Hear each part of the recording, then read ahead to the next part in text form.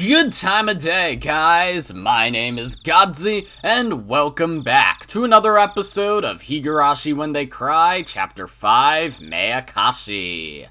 Last episode, we made it to 1983, where Shion met Keiichi, determined this guy is not as good as Satoshi. I don't really like him too much, but he's fun to pick on.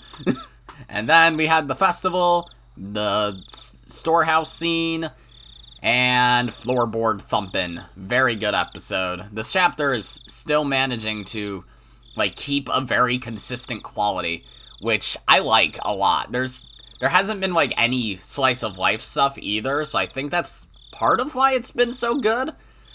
There's been, nice point, how do I really say this? Not, somber's not the right word.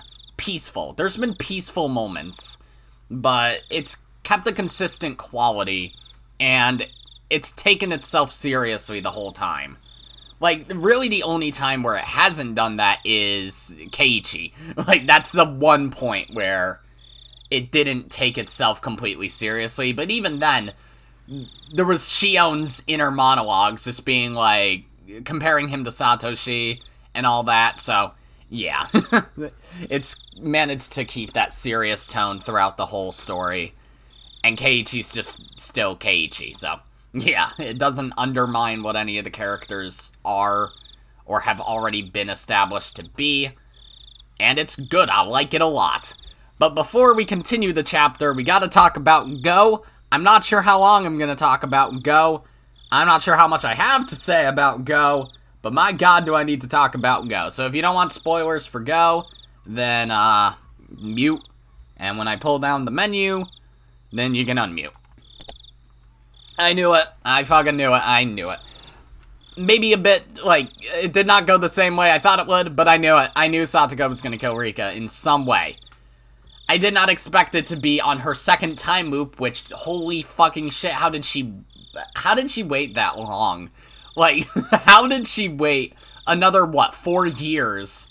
She gave up so fast in that loop. She gave up so fucking quickly. She was just alright, yeah, I'm gonna stop Rika from studying to stop her from going to St. Lucia's. And then Rika's just I promise to help you if you're in trouble. And she's alright, fine, I believe you. And didn't question it again, even once. For the next 3 years, they end up at the school, and she's just alright, so Rika lied to me. Chandelier. Which was, it was cool. Honestly, that was probably the episode I liked the most out of the entire show so far.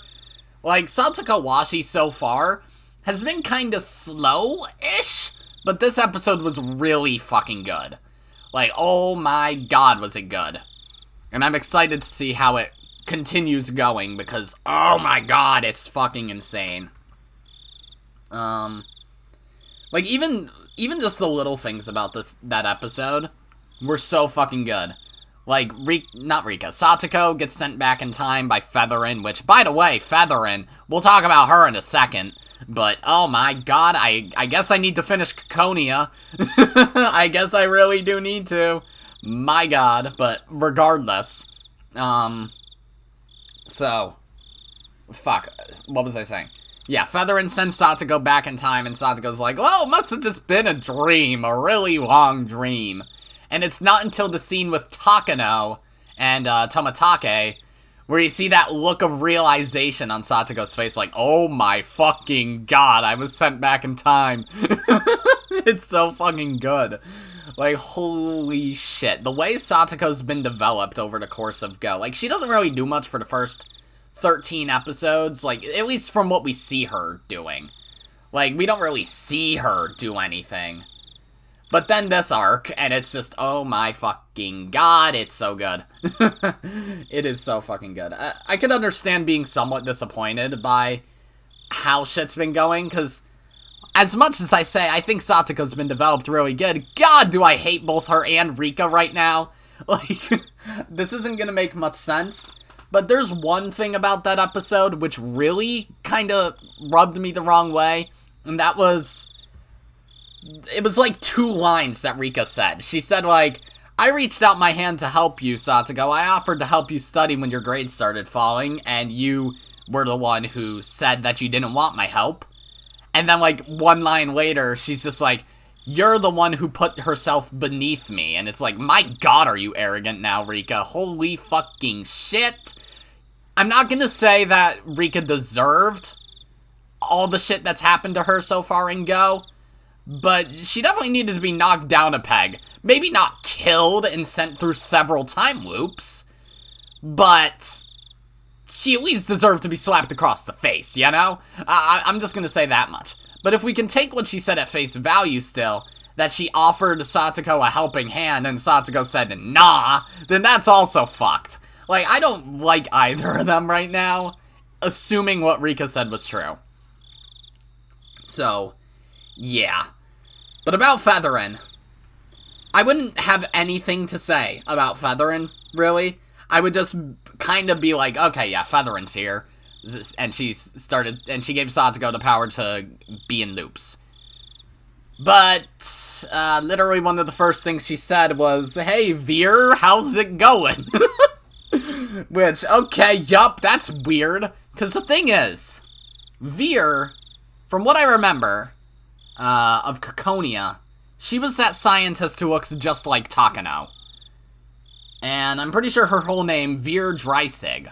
That was her name, I'm pretty sure, which is 34 in German. And Takano Mio is some not alliteration, that's not the word. It's some pattern which means 34 as well, I believe. Her name means 34. It might be Mio Takano that means 34, but I don't know. And then Lambda Delta is the Greek word for 34, if I believe. If I remember correctly. It might not be that. It might be Lambda's the third letter in the Greek alphabet and Delta's the fourth. But I could be wrong. Regardless, though, my fucking god, the fucking conspiracies with all this bullshit. Because I've always thought Lambda Delta looks way more like Satoko than Takano. And I've always thought it makes more sense to think of Lambda Delta as a witch version of Satoko than a witch version of Takano. Especially considering the relationship she has with Berncastle, who is very obviously Rika. But, yeah. I didn't really think of that beyond Lambda Delta. I just thought of Lambda Delta being like, yeah, Satoko was meant to represent her in Higurashi, but it wasn't actually her because they're just pieces. But now it seems like there's possibly some other bullshit going on, where it's like, yeah, Higurashi happened, Rika was going through loops, and then she ended the loops with Matsuri Bayashi and beat Takano, the bad guy. And then, she went to St. Lucia's with Satoko, and Satoko hated it there, and she ended up started going through time loops. And then Go happened, however the fuck Go ends, they end up as Berncastle and Lambda Delta, and then Umineko happens, and then however the fuck Umineko turns into Caconia, somehow, I'm guessing Gestress is supposed to be Lambda Delta, from what I remember. I have not finished Phase 1 of Caconia, so, no Caconia spoilers, don't tell me shit about Caconia, please. I'm just spitballing here, but there's so many connections here. I don't know where the fuck Berncastle ends up in Caconia, but there's a number of places. Like, there's Warcat and stuff like that. There's the number 17 associated with them, not to mention the cat and the scythe. So, yeah, and every single character's name has something to do with cats. Like, there's Meow, and then there's also Meow. Then there's Lilja, and there's Kashka. And wasn't there another character? I can't remember, because there's so much to do with cats with, like, some of the characters. Like, my god, no one looks like Berncastle in particular. But there's a lot of cat analogies in Caconia, from what I remember. And then there's Veer, who looks like Takano, but according to Featherin, she was reminded of Veer when she looked at Satoko, so maybe Satoko, Lambda Delta, Gestress Gestress is Veer, maybe, and then Veer goes back in time to be Takano, and it's, like, Takano and Satoko are the same person, but then how does Tomitake play in? It's so confusing that I feel like it's setting up some weird, massive When They Cry multiverse, except it's the same universe. It's not like Marvel bullshit, it's just like Higurashi, Umineko, Kikonia, how do they connect? Where's the fucking characters that tie the stories together? And it seems like, obviously, Rika, Bernkastel, then maybe someone in Kikonia. That's not as clear, though. But then we have Satoko, Lambda Delta, Gestress, Veer, and then fucking Takano. And Featherin seems to be, like, the arbiter among all of it. Because she clearly seems to know something that we don't. Like, but then why would she look at Satoko and be like, ah, yeah, you're Veer? But because then that would also mean Veer already exists. Or maybe Featherin traveled back from Kikonia into Higurashi, and it's a split timeline. It's so confusing, but I feel like no matter whether or not Higurashi Go wraps itself up in these next 3 episodes, which I really doubt it will. I seriously doubt it will. There's a chance, depending on how they want to pace it and how the story specifically continues.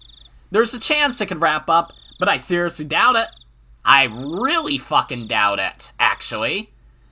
But I feel like beyond that, we might get some more bullshit, like some anime originals tying Higurashi to Umineko more specifically, or maybe we'll get an actual Umineko adaptation and then they'll fool us and it's Umineko Go.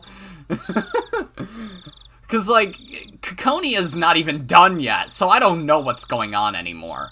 But, like, as far as Higurashi Go, let's not think about any other bullshit right now. Let's not worry about the fucking red threads tying Satoko to Takano. But yeah, let's just think about how's it going to continue. I think at this point we're probably going to get a time skip. I think what we have right now is like the first part of Satoko Washi. Like, this is all the stuff that happens before Go. And then the immediate next scene chronologically is probably that scene in episode 2 where Rika speaks to Rika speaks to, what's her name? Hanyu. She speaks to Hanyu, and Onidamashi happens, then Watadamashi happens, and then Tatari Damashi happens, and then Neko Damashi happens. So I think we're finally gonna get caught back up to the end of Neko Damashi, see exactly what happens there. Satoko's probably gonna have some very long monologue while she's holding that gun, pointing it at Rika. Mio and Rena and Keiichi in the background are just gonna be, I guess, there. Like, they might chime in every now and then, but then Satoko's just gonna ignore them and keep talking. Because they're gonna be so fucking lost, unless they really decide to make the When They Cry multiverse off of that. Like, somehow they're gonna bullshit that Keiichi is Battler, and Rena is Beatrice, and then Mio is just vibing somewhere else, I don't fucking know. Like, and then somehow Battler turns into Meow, because I don't fucking know, maybe Battler and Bernkastel fighting each other. Just the image of Keiichi beating the shit out of Rika, though, at the end of Umineko is so weird. I don't fucking know. There's any number of things that could happen, and what would make it even more weird is if they time loop even more bullshit. Because what would make it worse is the fact that Higurashi happens 4 years before Umineko. Wait, is it 4 or 3? It's 1986, so it's 3 years. Which means Battler's already alive somewhere. Unless there's some hella bullshit, and the Ushiromiya's just spawn out of nowhere. But, yeah, I think I'm gonna stop speculating. I think what's gotta happen, though, we're gonna go to the very end of where we were in Neko Damashi. Maybe they'll touch on a few things that happened in Onidamashi, Watadamashi, Tatari Damashi, but that might just be, you know, Satoko's spiel. Like, she'll give a spiel being like, I killed you, Rika, in Onidamashi, and then I shot myself. And then in Watadamashi, I went and killed Mion because she killed you. And I was just like, I want the perfect world with Rika. So since Mion killed you, I'm just like, well, fuck Mion and then kill myself. And then Tatari Damashi, I killed my uncle. And then I had the epic plan to be like, I'm going to mentally ravage you and make you feel my pain by giving people horrible forms of Hinamizawa syndrome to murder you horribly. I'm going to make Oishi beat the shit out of you with a bat, make Akasaka stab you to death, make Keiichi crack your head open like a walnut. I don't fucking know. Oh god, it would be even worse if, like, Keiichi, Rena, and Mion start remembering past Go arcs, too. Like, oh my fucking god. Jesus. Because that could happen. It could definitely happen. It could 100% happen. The last thing I'll say, though, is the biggest L that Higurashi Go has taken, specifically Satakawashi so far, is Satoshi. What's he doing? Is he important at all? Like, he's clearly very important here in Meakashi, and he's had a very important role in, Onikakushi and arguably Watanagashi, and then Tatari Garoshi. But he's done nothing at all in Go. He hasn't even shown up, has he? Like, I think there was a scene of his room where he was being treated for Hinamizawa syndrome, and there was a mention of it, like, at the beginning of Satakawashi? Or was it Nekodamashi? I can't remember. It was either Nekodamashi or Satakawashi, where he was mentioned by Irie, I believe. And then that was it. That was all. So is he gonna do anything? Because, like, there's Sakutaro also. I'm fucking done. I got nothing else to say. We're gonna continue Meakashi and not think about Go for, like, a week, okay? I might talk about it more next episode if I get any semblance of an idea, like, a coherent thing to say instead of just throwing shit at the wall like Keiichi did in Onikakushi. So, yeah. Well, let's just shut up and keep talking because I have to read. Welcome back, guys. I'm mentally destroyed. My relatives gathered at the Sonozaki house after the festival to have a little party. I mingled with my uncles and had fun. I was trying to get rid of my eerie memories of the ritual storehouse. Mion was acting as the successor, so I tried to stay away from her. I'm sure she would feel weird if I talked to her in a formal way. In consideration of the hag's old age, we ended the party around 11 p.m. That's kind of late for an old lady, but okay. We all helped to clean up, with the women washing the dishes in the kitchen, and the men folding the tables and putting them away in a storeroom. It only took about 30 minutes, then everyone left, one after another. By then, Mion was no longer acting as the Sonozaki's successor and was back to being her normal self. Maybe I overexerted a little. I was lying on the tatami floor. Kasai asked me if I could get in the car, so I told him I'd rather not move anymore. Sis, can I spend the night here? I just want to sleep. Granny will get mad if she finds you. By the way, don't you have school tomorrow, Shion? No, tomorrow is our school's anniversary, so there's no class. How many times a year does your school have its anniversary? Clearly a common excuse. Oh well. Okay, Kasai-san. She can stay here tonight. Understood. Good night. Come on, Shion. Wake up. Granny will get really mad if you fall asleep here. Here, hold on to me. You can sleep in my room. What? Sis?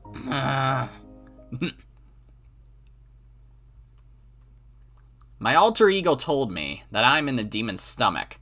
I wouldn't have woken up if I hadn't heard that voice. But when I stop, he always walks one extra step. I might not have woken up at all. Notebook page 165. Ouchie. Some bad shit's gonna happen real soon, I'm sure. I didn't remember much after that. I was probably brought to Mion's room and immediately crawled into the futon. After a while, Mion got her futon ready next to me, turned the lights off, and went to sleep. At least, that's what I thought. I got up and turned the lights on. Mion's futon was empty. The futon felt cold. Mion must have left it a while ago. Did she go to the bathroom? No, the closest bathroom was right there down the hallway. The light in the bathroom was off. Where did she go? The ticking of the clock was loud and annoying in the silence. The hands pointed to a little before 3 a.m. I was left alone all of a sudden, in this late night. I felt the eeriness of the ritual storehouse coming back to me, after almost managing to forget it in the ruckus earlier. I tried to sense my surroundings. In this house, there shouldn't be an eerie atmosphere, strange noises, or footsteps. I stepped out into the freezing cold hallway to look for Mion. When I did, I immediately noticed a light coming from one of the nearby rooms. That room belonged to the hag. The hag went to sleep early and woke up early. She was very strict about her bedtime, so it was strange to see her light on in the middle of the night. I could hear voices, too. Those voices belonged to the hag and Mion. I creeped up to the room and listened to their conversation. Since it was the middle of the night, I could hear their words very clearly. But you know, those young ones went too far. You're right. They made Oyashiro-sama angry, so I guess they got what they deserved. Takano and Tomatake, probably. Mion's voice sounded as cold as the one I'd heard down in the torture room. I held my breath. The police say they are investigating, but are you sure? I guess. It's probably Takano-san. My heart almost stopped. Oyashiro-sama got angry. The police are investigating. It's probably Takano-san. And what day was it today? Those words told me that something was happening. My teeth started to chatter. I desperately tried to stop them. I felt like my body was swelling up suddenly. I could no longer hear as well. Calm down. Breathe. Listen more carefully. According to Mion and the hag's conversation, another incident definitely took place. The victims were Takano-san and Tomatake-san. From what I could tell, both Mion and the hag thought it made sense that whatever it was happened to them. No. I need to think more calmly. They did say they deserved it for making Oyashiro-sama angry. Did they say Takano-san and Tomatake-san made Oyashiro-sama angry? How did they make Oyashiro-sama angry? They knew. My body started to shake. They knew we snuck into the ritual storehouse. Then, would that mean Keiichi and I were also subject to Oyashiro-sama's curse? Suddenly, a phone rang. The phone was by the front door. The front door was opposite the hag's room, farther down the hall.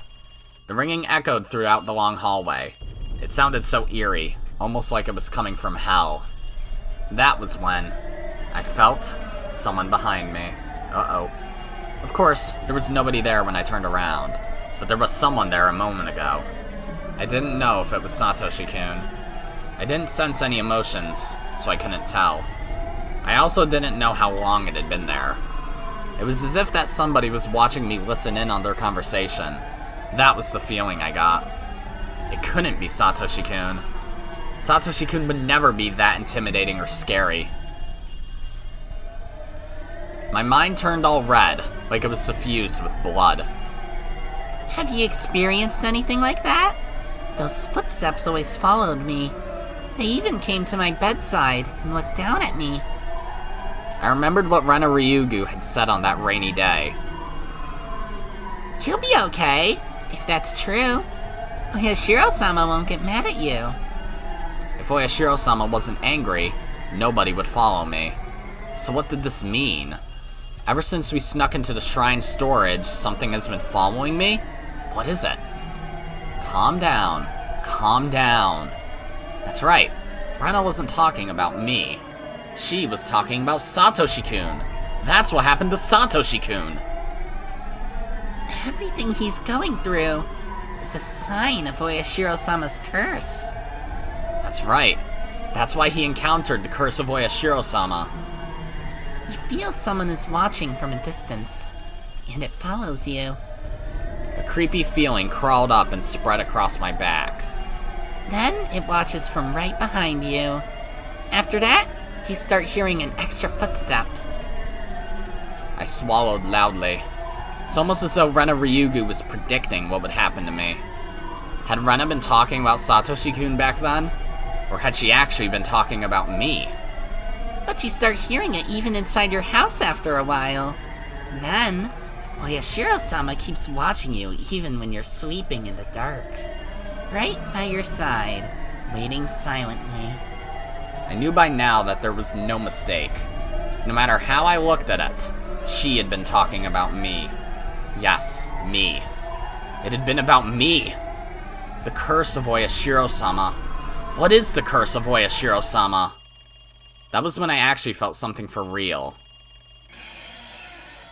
Someone grabbed my collar. No voice came out. I wanted to scream, but all I could do was to open and close my mouth, as if something was stuck in my throat. Hey! It was Mion. She looked even colder than how she'd looked in the underground torture room. What's up? It only made sense that she'd come out into the hallway to answer the phone. I tried to come up with an excuse. However, the way Mion looked at me was so cold. Even if I really had run into her by accident, I could tell by the look in her eyes that she wouldn't believe me. You don't have to do this tone every time. I felt cold sweat all over my body. I couldn't even move my fingers. Sorry. I apologized. I could have said something to get myself out of the situation, but the apology came out first. But Mion didn't appear to hear me. She walked to the front door, still holding my collar. The phone was still ringing. A normal person doesn't usually let a phone ring so long at this time of night. The phone call itself didn't seem real to me. Mion picked up the phone. This is Mion. I see. I understand. Please take care of things at your end. Also, please make sure that nobody talks about this. Yes. Goodbye. Mion put down the phone after a short conversation. What did she mean, make sure nobody talks about this? Who called anyway? Mion put her forehead to mine and spoke to me. Oh, shit. Did you hear? Which conversation was she asking me about? Oh, she had to be talking about the one with the hag. If I said yes, what would happen to me? I don't know what you're talking about. Mion pulled my collar, pressed her nose on mine, and continued to speak. Just what you heard. The curse of Oyashiro-sama fell upon Tomitake-san and Takano-san. It's really very unfortunate. It was like I was talking to myself in a mirror. But what I was saying in the mirror was ever so cold. Sis, what is the curse of Oyashiro-sama? Tomitake-san killed himself by clawing out his throat. Takano-san was burned to death in an oil drum. Terrible, isn't it? Tomitake-san clawed at his own throat until he died? What? Takano-san was burned to death in an oil drum? What? What? I felt something furry crawl up my spine. I also felt like my stomach was turning upside down. I didn't feel any strength in my legs. If Mion let go of my collar, I'd probably collapse on the spot. But why did they die that way? Don't you know, Shion? I'm asking you because I don't know. I don't know. Don't you see there can be only one reason? Please don't talk as if I already know the answer. What do you mean? My heart was pounding. I felt that my next breath would be so bloody and hot that I'd choke on it. Don't you know? It's because they made Oyashiro-sama angry. The first year, it was the manager of the dam construction site. The second year, it was the traitors to the village. The third year, it was the pacifist. The fourth year, it was the relatives of the traitors. I'd always thought the victims were people who had something to do with the dam conflict. Since I didn't do anything against the village during the dam conflict, I assumed I was safe. I should have known. I should have known everything would be the curse of Oyashiro-sama. I knew Oyashiro-sama's anger was the curse of Oyashiro-sama. I knew Oyashiro-sama would get angry if I snuck into the ritual storehouse. But since I wasn't held responsible in any way for the dam conflict, I never thought I would be a victim of the curse. Did I ever think there would be an incident in the 5th year? Did I ever think that I'd be the victim of that 5th year incident? Tomitake-san snuck into the storehouse, and he clawed at his own throat until he died. Takano-san was burned to death in an oil drum. It must be a lie. It couldn't be true. Even if it was forbidden, it was just a space for storing some old torture implements. How could they be killed for just sneaking in there? Especially in such gruesome ways. But I thought about it again and realized that those people were absolutely capable of doing things like that. The main Sonozaki family was capable of it. The Sonozaki family had been pulling the strings behind a series of mysterious deaths. They could do it. The Sonozaki family even kidnapped the grandson of the Minister of Construction during the dam conflict. They could do it. The Sonozaki family made Satoshi-kun disappear completely. They could do it. Oh boy. I think I know what happens next. Uh-oh. It's this song. It's the static song. I don't remember how it goes, but I know it's a song. Mio leaned against me before falling onto the cold hallway floor. She collapsed rather violently. I usually didn't go to sleep with my stun gun. Oh, great. But since I was too tired and sleepy to get ready for bed, I still had it on me. I had my stun gun on me. I finally understood. I didn't know who killed them exactly, whose idea it was or who ordered it. I didn't even know who was actually involved. But Mion and the hag knew everything. Satoshi-kun, now I finally know. Now I know what I need to do. I will settle the score for you, Satoshi-kun. I will avenge you, Satoshi-kun. I won't be killed like you, Satoshi-kun. I walked into the hag's room. She was sitting up to take some medicine. Her back was turned to me. Mion and I are twins. If I acted like her, the hag wouldn't notice the difference. I didn't think she ever suspected me. I put my stun gun to her neck and pulled the trigger. I heard an indescribable electrical sound, and the hag's lights went out. She fell in a twisted position. I didn't know how long it would take a person to regain their freedom of movement after getting knocked out with a stun gun, so I had to restrain them before they woke back up. I was unbelievably calm. That's what they all say. The key to the underground torture room was in the forbidden drawer that only the head of the family can access. Mion had told me about this once. I never looked for the drawer before, but I found it exactly where I thought it would be. The key was on a keychain with several of its sisters. Each key had a little plaque on it that said what it was used for. They were all in Mion's handwriting. She was an idiot for being so conscientious, but it sure helped me out.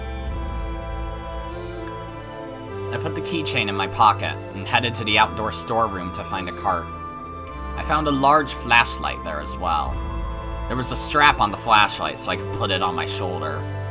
That way, I'd have both hands free to carry Mion and the hag. I loaded Mion and then her grandmother onto the cart and carried them to the underground torture room.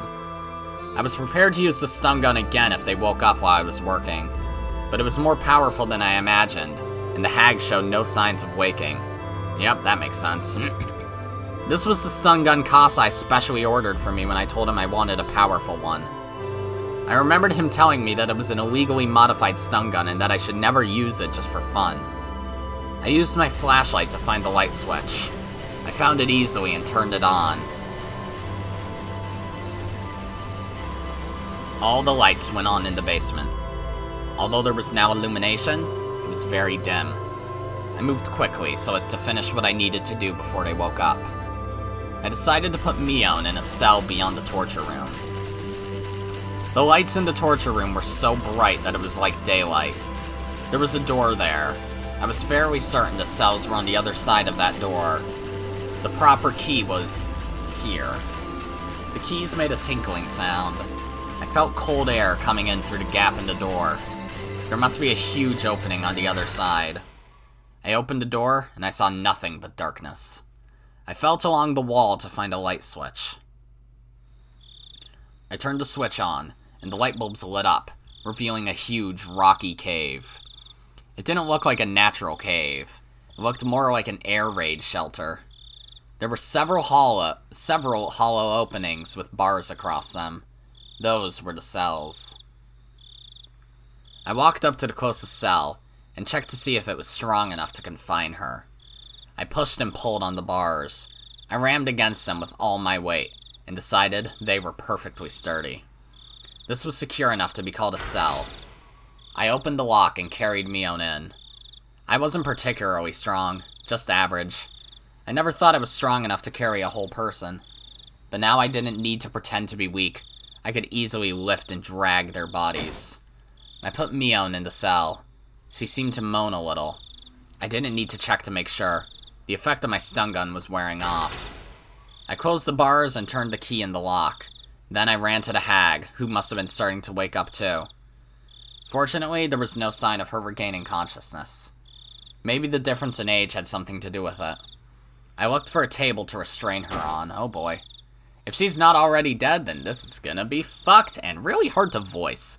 I found a wheelchair with restraints for the hands and feet. I put the hag in it. Of course, she didn't resist, but her dead weight made it seem like she was a huge French doll, but one made of flesh. I put her hands on the armrests and restrained them at the wrists with the metal rings and hinges. I did the same with her feet. This must have been a wheelchair specially remodeled to restrain a person. Other than the restraints, it was a regular wheelchair. I waited for the hag to wake up. I had so many things I wanted to ask her. I didn't think she'd answer honestly, but I had plenty of tools to make her talk. I was in no rush. When the hag had a concern, relatives took care of the problem. That was how it worked in the Sonozaki family. She was the leader of the family, so all the information they gathered would make its way to her. She must know everything that happened in Hinamizawa, including the curse of Oyashiro-sama. I heard a noise from the cell. Mion must have woken up before the hag did. Speaking of the hag, she didn't look like she was about to wake up anytime soon, but she was restrained even if she did, so I had no need to fear. I left the hag there and headed for the cell. Shion, what do you think you're doing? She talked like the successor, but she also sounded frightened. She obviously understood the situation she was in right now. Good morning, Mion. You never thought you'd be in there, huh? As the acting head, I order you. Open this up. You don't sound so scary in there. You need to talk more like a leader, don't you think? Though, talking that way will only make you look like a fool. There was nothing funny about it, but I wanted to intimidate Mion. My laughter echoed throughout the cave. It was artificial and meaningless laughter. I heard it over and over as it echoed. It sounded as if I wasn't the only one laughing. I couldn't stand it, so I stopped. Silence filled the air. That silence almost hurt my ears, so I started to speak. Tomatake-san and Takano-san becoming the victims this year. I didn't expect that. What an idea to burn Takano-san to death. But actually, she would be the kind of person who'd prefer to die that way. Maybe she's satisfied, huh? Mion didn't say anything. She just stared at me to see how I'd proceed. What about the way Tomatake-san died? He clawed out his own throat, right? Did you give him a shot of some kind? Or is there a torture device that did that to him? Mion didn't reply. I was smiling boldly, but I became impatient and finally kicked the bars. It made a violent noise. Mion jumped as if she was kicked directly. It's boring not to get any answers. Do you have any idea what will happen if I get angry? How would I know? Mion finally replied. She was odious, but at the same time, sounded pitiful. Hey, Mion. As the successor, why don't you tell me? Let's see. I had just too many things I wanted to ask her. I wanted to ask her about me, about the incident, about the curse, about Satoshi-kun. I didn't even know where to start. Before I asked her about those, I asked her one other thing. You know there's no point in trying to resist, don't you? Mion glared at me silently. Because we were twins, I knew that was just a bluff. We've come this far, so there's no point in me hesitating anymore. You shouldn't expect hesitation or even mercy from me, sis. Mion must have been feeling the cold sweat on her face. Although the light was dim, I could tell she was frightened. Okay, here I go. First, about the series of mysterious deaths in Hinamizawa, also known as the Curse of Oyashiro-sama. What's the meaning of it? Is it to signify the end of the dam conflict? I think so. Mion sounded a little confused, but she answered. I felt satisfaction now that we were communicating. I continued with a smile. You think, huh? Don't you know the details? You know yourself that the successor is simply a messenger for Granny. Yeah, right. But the successor must know everything the current head is thinking, right? Do you really think I believe you're just a messenger? Although I'm always around Granny, I don't always know what she's thinking. It's not like I can understand her all the time. Okay, so you're saying that everything about the curse of Oyashiro-sama is decided by the hag herself, right? I assumed she'd talk to the successor about it. When it's something dangerous, Granny decides it on her own. I don't have anything to do with it. But even if she decides by herself, Grandma uses you to take care of various things, doesn't she? And you're telling me you don't know anything? No! She doesn't use me for that. I really don't understand it myself, but it's not like I take care of problems on the surface and someone else takes care of problems on the underside. Who? Who is someone that takes care of these underside problems? I don't know. Haven't you seen anyone? Haven't you overheard a phone conversation? It must be someone who gets in touch with the hag at the same time every year, around the time the curse happens. I don't know. I really don't. Mion shook her head. Okay, let me change the question. Why were Tomatake-san and Takano-san chosen as victims, even though they had nothing to do with the dam conflict? Was it because they snuck into the ritual storehouse? As soon as Mion heard the words ritual storehouse, her expression shifted. The ritual storehouse? Did they intrude on the storehouse at the Furude Shrine? Didn't you know? I thought you already knew. If they really did that, then it was truly stupid of them. Of course something would happen to them. Mion muttered bitterly while shaking her head repeatedly. Mion's reaction made me realize the true meaning of the forbidden storehouse for ritual implements. The ritual storehouse is a sacred building, so nobody can go inside. The curse will fall upon any who disobey. Any child would know that rule. However, just because they knew about it didn't mean that they all believed in it. Although they were told that they would be cursed, most of the kids actually enjoyed hearing the stories. They simply didn't believe it was true. However, Mion's reaction told me it absolutely was. If they actually did that, of course something would happen to them. She was saying that if someone snuck into the ritual storehouse, that person should be killed. What you know and what I know aren't matching up anymore. Of course I'm aware I shouldn't just waltz into the storehouse, but to be killed in such a gruesome way for doing it, I never knew that. Did you? That's just because you're ignorant about it, Shion. Well, sorry for being ignorant. Could you please explain it to me? Just like you said, the kids don't really believe in the curse. They assume it's just superstition, but they also know that if an adult found out, they'd be in big trouble. But to the elderly people of Hinamizawa, it's something more serious. Mion explained to me how the elderly people blindly believe in Oyashiro-sama, and how sacred the festivals are to them. It's probably something the younger generations would never understand, but they're possessed by a very strong, deeply rooted devotion toward Oyashiro-sama. Mion then went on to tell me about how sinful it was to violate the rule of the ritual storehouse. I just couldn't believe things like that were still going on even in the modern day. I couldn't even reply appropriately, but even if it was unbelievable, I couldn't ignore what I was hearing from my twin sister. I see.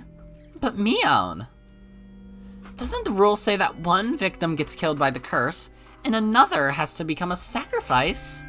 The body of the sacrifice is never to be found. But there are 2 dead bodies this time. What do you think of that? Mion doesn't know that besides Takano-san and Tomitake-san, Keiichi and I also snuck into the ritual storehouse, so I tried to lead her a little. I know, that doesn't make sense. Maybe Takano-san's burned body wasn't supposed to be found. Maybe the intention was for her to vanish. Or... I'm not too sure, but... Wait. Oh, okay. Or... I'm not too sure, but... What? Just say what you're thinking. I won't get mad. Mion hesitated a little first and then started to speak. Actually, 4 people snuck into the shrine storage, so maybe... Maybe what? Maybe the other 2 will become the sacrifices and get demoned away. Oh boy. No. Shit. Chapter's nuts.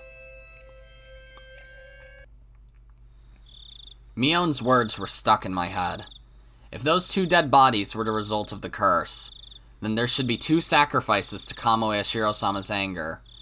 The 4 of us snuck into the shrine storage together. It was a simple equation. Did that mean that Keiichi and I were in danger? I got drunk, fell asleep, and decided to stay overnight. Was that because of the alcohol, or did someone put a drug in my drink? It's not like me to get drunk and spend a night at the hag's house. I wanted to forget about what happened in that eerie storehouse, so I drank too much. But it really was strange for me to get that drunk.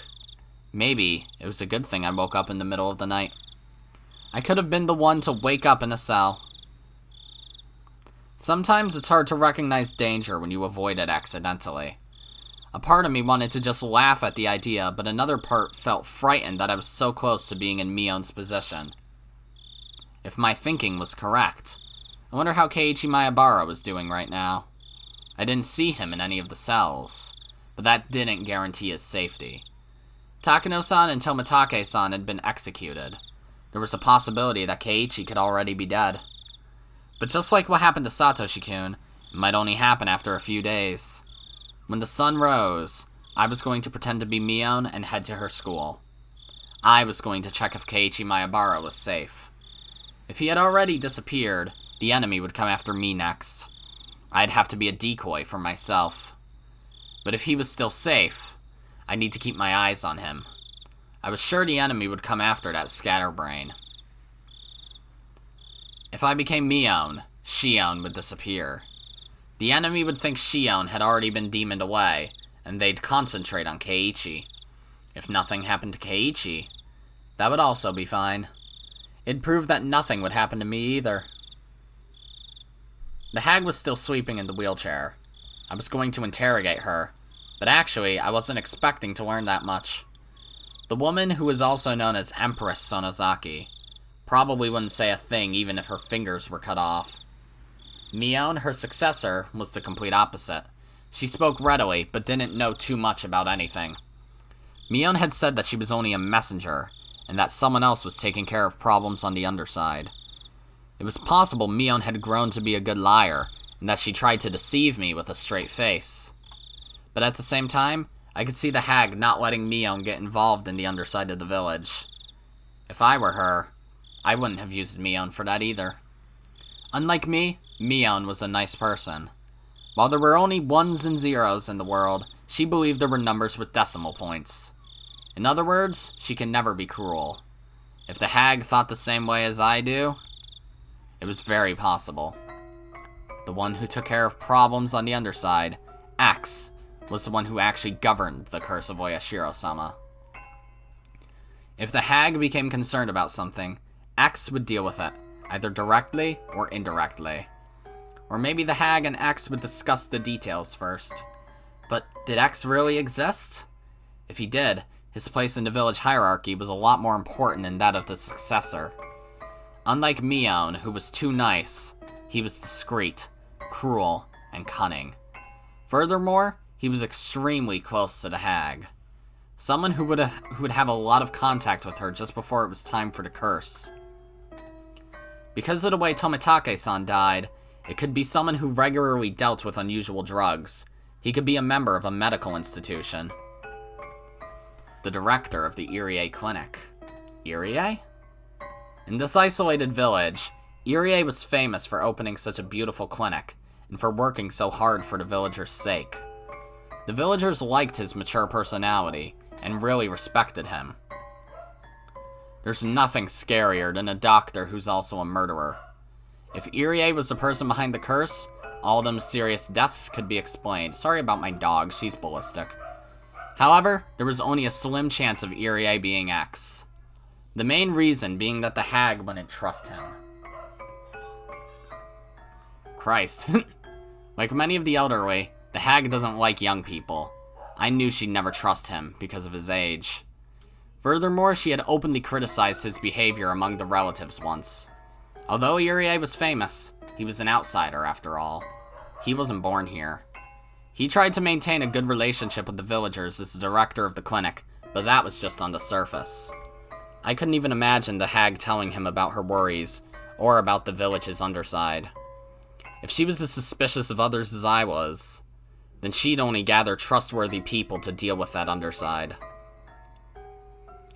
The first people that came to my mind were the leaders of the three families.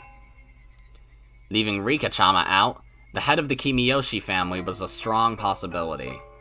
He was the only one who could advise Empress Sonozaki. They were of a similar age, and everyone knew that they were very close outside the family councils. Furthermore, as the mayor, he often went to the Sonozaki house just before Watanagashi to discuss festival preparations.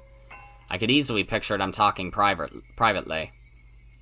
The one who executed the curse of Oyashiro-sama, the one who murdered Takano-san and Tomitake-san, the mastermind behind the series of the mysterious deaths that had been going for the past 5 years. Was he coming after me? Did he get to Satoshi-kun? When I thought about Satoshi-kun, I felt elevated.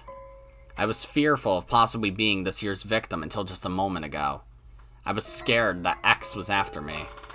But when I thought about it, I realized. Whoever it was, this person had gotten Satoshi-kun. I'd looked so hard, but I couldn't find him. I'd almost forgotten about this enemy. For better or for worse, he was going to appear before me again.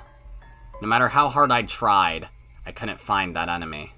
But now, he was trying to find me. That was it. I wasn't only being chased. I was chasing too. When I realized all this, I was no longer afraid of dying to the 5th year's curse. It had become a game. I wasn't only being threatened. I was threatening too. Now was the time to settle the score for Satoshi-kun. Now was the time to awaken passions that had grown weak over the past year. I could feel righteous indignation and courage flare up within me. The only emotion that can defeat fear is anger. When my anger completely overtook my fear, I felt as if I were reborn. Why don't you wake up, Grandma? I kicked her wheelchair rather violently, but that didn't wake her up either. Are you just pretending to be asleep? I grabbed her hair and pulled her head up. But even then, the hag still stayed silent with a straight face. The stun gun obviously killed her, didn't it? Then I noticed something. I looked for an appropriate torture device. They were all large scale, none of them being particularly handy. That's when I saw a cigarette lighter on a cushion in the tatami room. One of the relatives must have left it there. I lit the lighter. A huge flame appeared. I turned the lighter off and went back to the hag with it. Can you see it? Can't you see it? This is a cigarette lighter somebody left behind. I lit it in front of her eyes. I'm going to burn your nose now. You don't want that, do you? I wouldn't want it. So why don't you quit pretending to be asleep? There was still no response. I put the flame right under her nose without hesitation. The tip of the flame touched the tip of her nose. The flame must have burned her nose hair. It smelled terrible. I was already certain, but I continued anyway. I brought the flame closer to her eye. Her eyelid didn't move one bit. The flame burned her eyelashes, making it smell awful again. I turned the lighter off and then felt her throat and wrist. I didn't feel any warmth. I didn't feel a pulse either. Did she die from the stun gun? There was no way she could pretend to be asleep while being burned. Even if she could endure the pain, anyone would reflexively move their eyelids if a flame came close to her eyes. But she didn't. I turned the sink water on and aimed the end of a hose at the hag's face. The water pressure wasn't too high, but by squeezing the tip of the hose, I could make it squirt out. The water hit the hag in the face, but there was still no reaction. Shit. You've got to be kidding me. She's dead. The one who was at the center of everything is dead now. I knew she wouldn't talk, but I didn't expect her to end up dead. I never even thought of killing her. I walked around the room restlessly. I didn't feel guilty, but instead felt frustrated with what I'd done. Come on, I need to calm down. What do I need to be afraid of? Calm down and stay cool. Calm down, stay cool. I could feel my brain starting to calm down, and my emotions cooling down with it. She was my true enemy. It was just that I killed her before confronting her about it. Sooner or later, I would have killed her anyway. She wouldn't have said anything in the first place, so there wasn't really a reason why I should have let her live. I didn't realize that until now, and that was why I got frustrated. My revenge for Satoshi-kun started with the unexpected death of my grandmother. It was such a strange feeling, like I was wearing sopping wet clothes. I replaced that feeling with anger. I couldn't forgive her. I couldn't forgive the hag for abusing the Hojo family, including Satoshi-kun, for so many years. She cornered him psychologically as well as physically. She didn't deserve an easy death from a stun gun. I picked up a whip that was hanging on the wall. The whip was designed to make sure the person on the receiving end got seriously injured. I swung it up, and then down. The sound reminded me of when I was a kid hitting things with a jump rope I pretended was a whip. But unlike then, I'd made a purple mark on the hag's face, and reddish-black blood started oozing out. I swung it up, and then down again. This time, the whip hits her in the head. Her hair flew in the air. I saw a bunch of her hair on the tip of the whip. At the end of the bunch of hair, there was a piece of her skin. Seemed the whip had ripped part of her scalp off. I continued to hit her with the whip. I didn't bother removing the hair beforehand. The tip of the whip was divided into many points, with each point having a fishhook on the end. Those hooks, added to the speed of the whip, not only scratched the victim, but tore her skin as well. The hag's hair was all messed up and her face was getting bloody. She'd started to look like a real demon. I stopped the whipping. Not because my arm was tired, but because I couldn't stand the feeling of her hair on the tip touching me every time I swung the whip. I threw the whip at the hag. Breathing heavily, I realized I was covered in her hair. It almost felt like thousands of maggots crawling all over me. I brushed it off violently. You deserve this, you fucking demon hag! I put my hands on my knees and exhaled roughly. It was then that I noticed it. I perked up and turned around. There it is. The person who had been watching me since I snuck into the shrine storage. I sensed this person sitting in the tatami room. It enjoyed watching me torture my grandmother. An overwhelming emotion started to swallow me up. I tried desperately not to feel it. How long have you been there? You should have said something. It was just there. Just like Satoshi-kun, it was just there. It was extremely uncomfortable to have it just be there. I see. Rena told me. Are you Oyashiro-sama? I smiled boldly, and yet I could feel my body shivering. You can't fool me. Are you saying that you're Oyashiro-sama, and that the curse of Oyashiro-sama really does exist? Come on! Who would believe something like that? Huh? It was just my imagination. It couldn't be the curse of Oyashiro-sama. The curse couldn't be real. Everything was done by humans. They made everything look like it was a curse. Well, I don't care if you saw what I did. I won't charge you for it. But if you're thinking about interfering, I won't hold back, you know! No matter what I said, nothing happened. It was like trying to communicate with an insect. I felt like I was staring at a spider in the middle of its web, and the spider was staring back. I turned to the hag in the wheelchair. I couldn't leave her body here forever.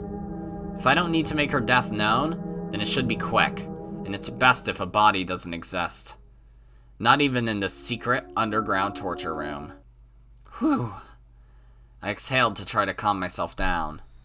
Oh, I remember now. When I was a little girl, Kasai used to love making me feel scared. He often told me scary stories about various horrible things. I recalled his story about the secret torture room of the Sonozaki family. According to the story, there was a well in the torture room for dumping bodies in. There was a pile of tortured corpses at the bottom of the well, and resentful moans could be heard echoing from there. And about halfway down the well, there was a different tunnel, which was a secret passage leading into the distant mountains. That bit was from Mion's telling of the story. It was probably an amalgamation of tellings from different relatives. The room was supposed to be a huge secret, but everyone got loose lips at the chance to have fun scaring the young successor. Mion, do you remember one of our relatives talking about a hidden well a long time ago? There's supposed to be a hidden well somewhere in this underground torture room, and it's connected to a secret passage. Did you hear some noise earlier? That was me whipping the old lady.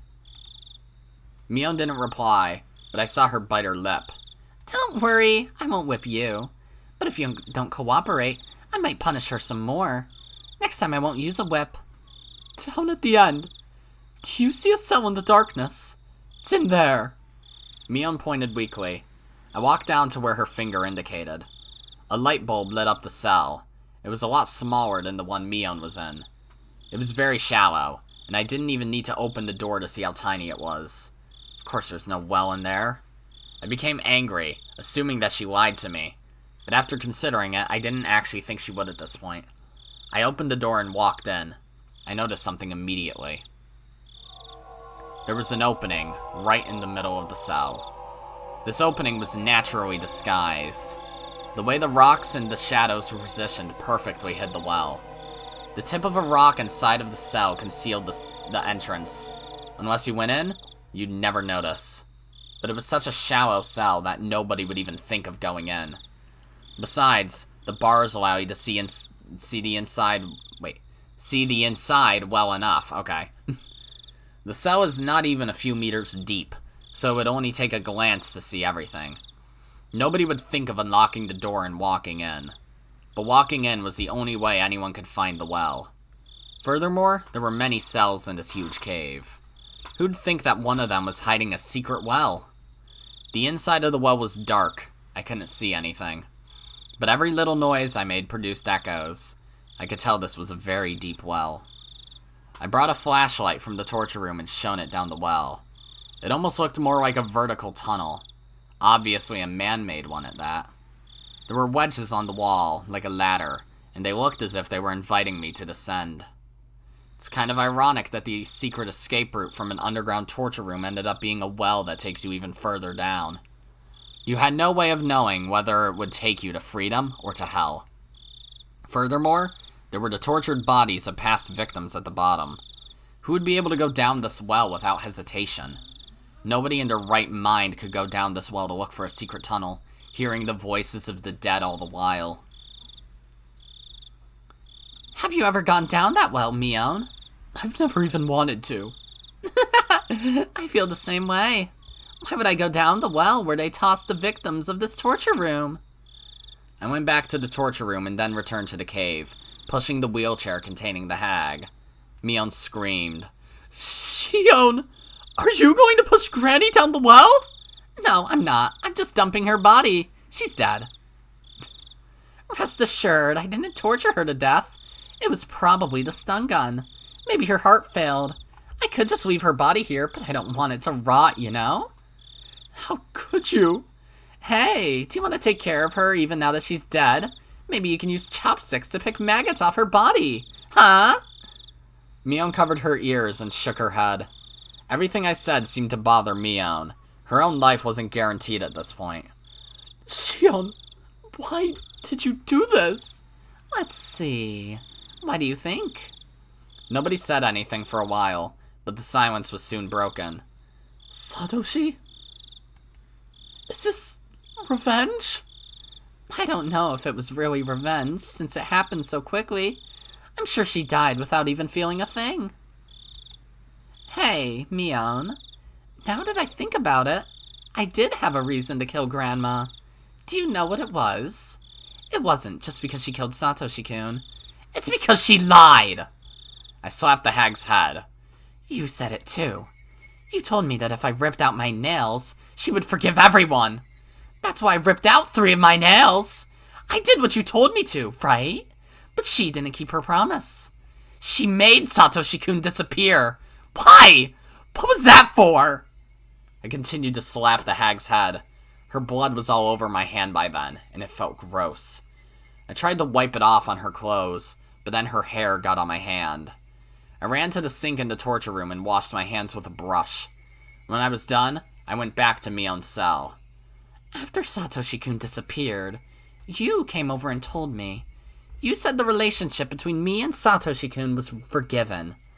You also said that the Sonozaki main house had nothing to do with Satoshi-kun's disappearance.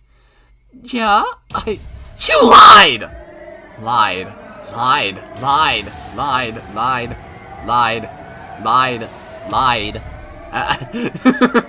Oh, that was an echo. Okay. I was like, that's a very weird way of writing it. Almost as if she's calming down, but she's clearly not calming down. My shouts echoed throughout the cave.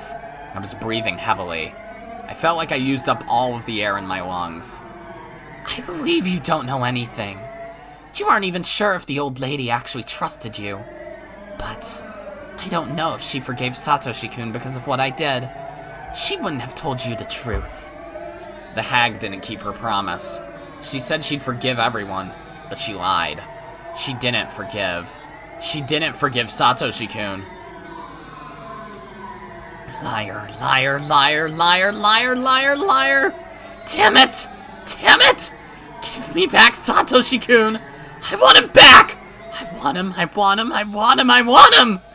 I kicked the hag's leg repeatedly. Each time I kicked, the wheelchair made a squeaky noise. Oh, that's fucking breathing. Hi, what's up? Okay, sorry for the weird comment and the little break. My mom jump scared me and snuck into my room because I had to go pick up my new recliner with my dad. I have a new recliner now. Woohoo! It's less loud. And it's very good. I like it. Anyways, let's continue. I ran out of breath and kneeled down. Mion was still covering her ears and was now shaking. There were tears in her eyes. I kind of lost my mojo over the 2 hours it's been. So, oops. Sorry to scare you. Sorry about that. If you really don't know, I won't torment you. Don't worry. But if you were ever lying to me, well, you'll have to accept whatever comes your way. You know what I mean?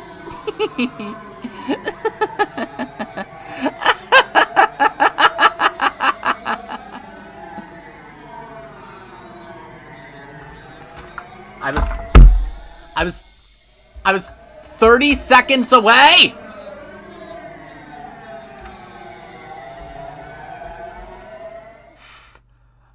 Okay, I had tips. Okay, fine. I wasn't 30 seconds away. Achievement unlocked, Sting of Payback. Notebook page 183. I killed my grandma! I wasn't planning to kill the hag so quickly. I was going to kill her anyway, but it was too soon. People would normally assume that the Sonozaki family operates as a hierarchy, but that's not true. It's actually more like a system of government. Several ministries stem from the main family, and each forms a hierarchy of its own. These ministries don't communicate with one another. The people who belong to a given ministry don't know what other ministries are doing. That way, the Sonozaki family's dealings are kept perfectly secret. Of course, the most important people in the family govern several ministries. They know, of course, about their own ministries, and they know a little bit about the ministries their relatives run. But none of them know everything. There are ministries that work in the open, there are ministries that work unseen, and there are some smaller ones that Oreo runs herself. Mion seems to know about most of them, but she doesn't necessarily know them all. In fact, she didn't know about the curse. Considering that, the fact that the hag died before I could interrogate her is a huge loss. Alright, notebook page 185. The head of the Kimiyoshi family was the one who called the main house most often after the 5th year's curse. My father called the second most. My parents were still high in the hierarchy, but the stir caused by my mother's disownment still hung over us, so we got treated as outcasts. So the fact that my father received so many calls proved how much the hag valued us, despite the distance at which we were kept, demonstrating her own two-faced respect for both sides of the coin. My father seems to be in charge of the Intelligence Bureau. He reported police information, gossip, and rumors going around in the Yakuza business to the hag. He silences, stirs, and distorts that information at her request. By the way, my servant Kasai is an old friend of my father's. That must be why Kasai knows many things. But I don't know if my father is involved in the curse's execution. My assumption is that although he gathered information on the police investigation about the case, he wasn't involved in the execution itself. The fact that my father and the hag have this close connection isn't widely known. People know that she uses his information network, but they don't look very far beyond that. In the same way, it's possible that a curse execution team exists under the hag's direct control. People just aren't aware of it. I can't believe how close I was to the end of this. If I read slightly faster, I would have been done before I got my chair, but then you guys wouldn't have known I got a chair, and you wouldn't have heard me get jump scared by my mom. And I'm only leaving that in because it's funny. But, yeah. In that case then, guys, that's going to be it for this episode. I don't know exactly how long it is, because it's kind of split into 2 right now, but whatever. Either way, this was a very, very good episode. I'm loving this chapter so fucking much. Like, holy shit, I'm almost dreading rewatching it in the anime. Well, it'll be a little fun, I guess, to pick it apart and just be like, that doesn't happen. Why did... Shion, you're being way crazier. You don't seem to have a motive. You're just killing people. How fun. But, yeah, either way. That's going to be it for this episode, guys. If you liked it, then be sure to press the like button. And if you didn't like it, then fuck you too. Remember to subscribe, follow me on Twitter, and hit that notification bell to stay up to date on all my videos and stuff. And as always, my name is Godzi, and I will see you all next time. Goodbye! Yeah.